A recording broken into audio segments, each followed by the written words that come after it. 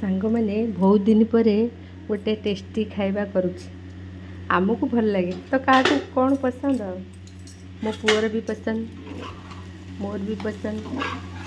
ସାଙ୍ଗମାନେ ବହୁତ ଦିନ ପରେ ଆସିଛି, ଏଙ୍କୁ ଲଗେଇ ଲଗେଇ ଅଣ୍ଡା କରେଇଲି, ମାନେ ଆଣ ଟିକେ ହେଲେ ତାକୁ ବହୁତ ଟାଇମ୍ ଟେକିଂ ନଦୀକି ନେଇକି ସଫା କରିବାକୁ ପଡ଼ିବ। ନଦୀ ଗଲେ ବ୍ୟାରେଜ ତଳକୁ ସଫା କରିକି ଆଣିଲି, ତାପରେ ମୁଁ ବସେଇଛି।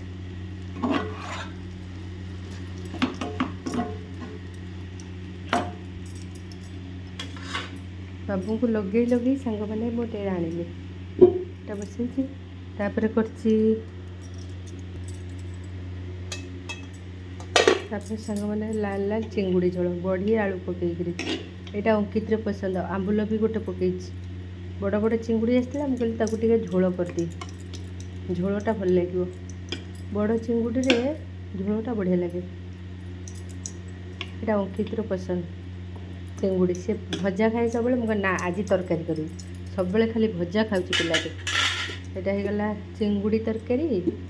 ତାପରେ ଏପଟେ ହେଲା କଦଳୀ ପିଠା କରିଛି, କଦଳୀ ପକେଇଛି, କଦଳୀ ପକେଇ ପିଠା ହେଇଛି। ଏଇଟା ସକାଳ ବ୍ରେକଫାଷ୍ଟ ପାଇଁ।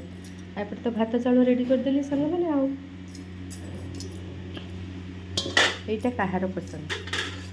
ମୋ ପୁଅର ସବୁଠୁ ବେଶୀ ପସନ୍ଦ।